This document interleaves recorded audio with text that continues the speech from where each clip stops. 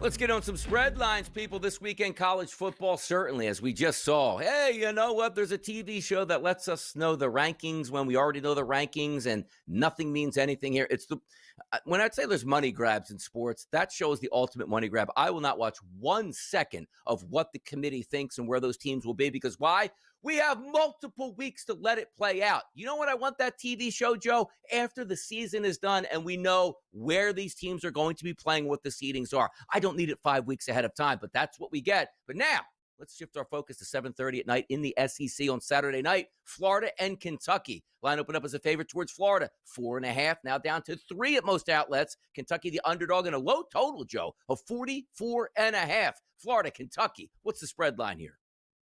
Well, we just watched Florida lose to Georgia, but they did cover as a 7-point dog in that spot. Now, on the other hand, we just watched Kentucky shock Auburn and get Hugh Freeze fired in a whopping 10-3 game.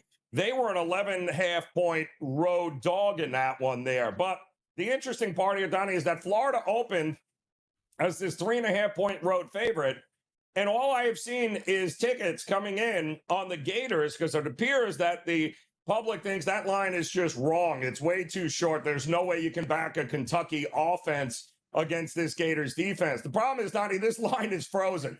It's not going anywhere, which tells me there is a whole lot of pushback and a line drawn in the sand here with Kentucky. So while the public is on Florida, there is clearly some very influential money and bettors backing Kentucky in this one. I'm wondering if this thing gets down to 3. No way I can back Kentucky, but if I can get rid of the hook, I might very well be jumping in.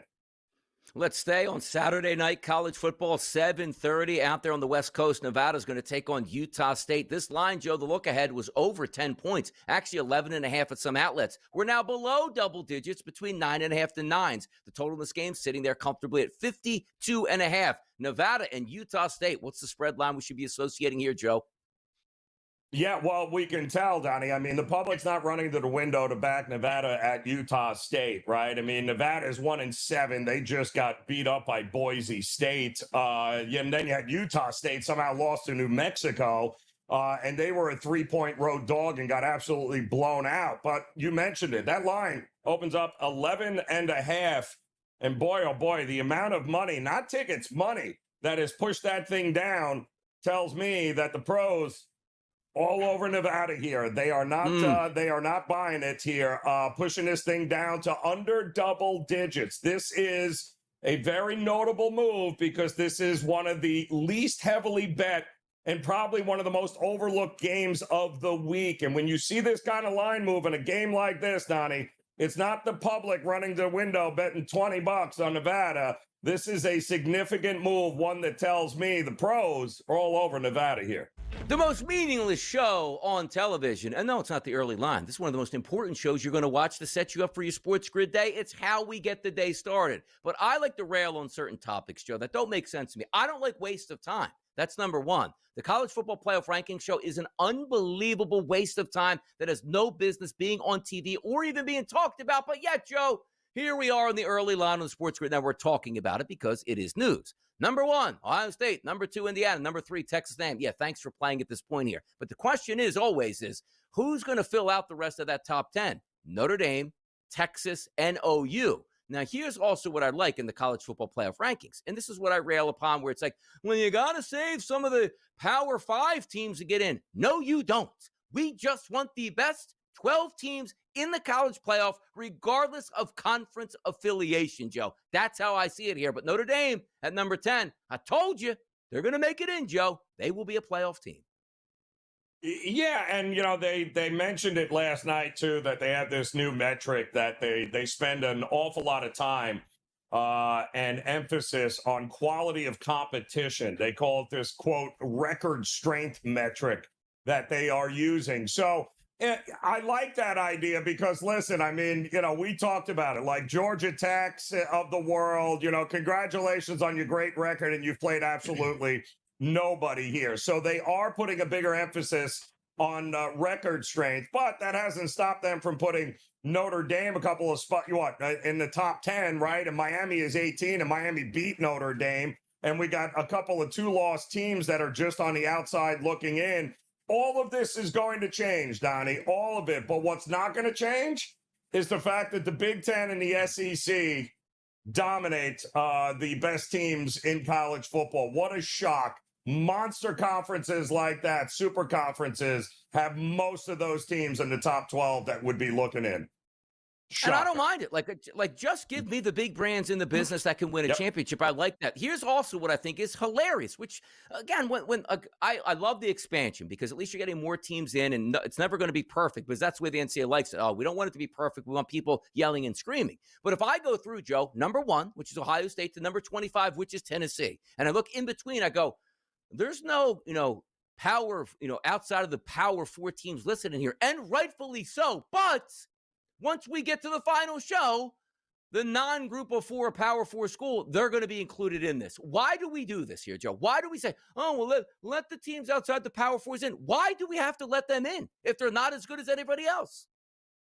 Well, I mean, and Virginia is the perfect case, right? I mean, Virginia is has the best record. They're undefeated, right? They're the only ACC team worth even talking about, Donnie, and they're number 14 here right now? I mean, so who should they be in over, right? With Virginia's schedule and who they've played in that weak conference there. So, yeah, there is still a lot that has to be determined here. And Virginia, I think, is going to be a perfect test case. Are we getting the 12 best, Donnie, or are we trying to figure out who deserves it more? Exactly. Now, look, I'll go through the rulings for you here. Pitt at 24, get out of town. Let's go through. Miami, get out of here. Georgia Tech, get out of here. Cardinals, get out of here. Louisville, Virginia, get out of here. So what I basically do, throw the ACC. The ACC should be a group of 5 conference, not actually a Power 4 conference at this point right here. Just give me Big Ten, just give me SEC, and leave me alone in my business, and away we go, which brings me up here. How about the Big 12? They got a monster game on tap this weekend, Joe. BYU and Texas Tech. And what if I would have told you it's a 2 top 10 teams, but a double-digit favorite for Texas Tech over BYU and a total of 52.5? Is that too many points for a top 10 tilt, Joe? It feels it, Donnie, right? Because to me, these are 2 very good defensive teams with underrated offenses here. But to expect a blowout, and that's what that number is telling you this game is going to be. Well, if it is, Donnie, I'll tell you this. We are underestimating Texas Tech then. We know they spent more money in NIL deals than just about anybody. But my goodness, if they end up blowing out, covering that number there, yeah, then Texas Tech might be the Big 12 savior when it's all said and done. How about the Big Ten savior? Could it be Indiana with a chance to knock off Ohio State? They'll probably get their chance. But in the meantime, another state school, Penn State, they're favored by over 2 touchdowns. Signetti comes to Beaver Stadium, and he's looking to tear that bad boy down without the renovation, Joe. Well, Signetti, I mean, he's already made it quite clear that if he can run you over, then flip it in reverse and run you over again, and then flip it in, he is going to do it. And it could be a very long day in Happy Valley, especially since Indiana hasn't won there in 100 years. I hated Signetti last year. I love Signetti this year. How about that change of tune? Hour number 2 is coming up. More hot topics on the way. Keep the dial here.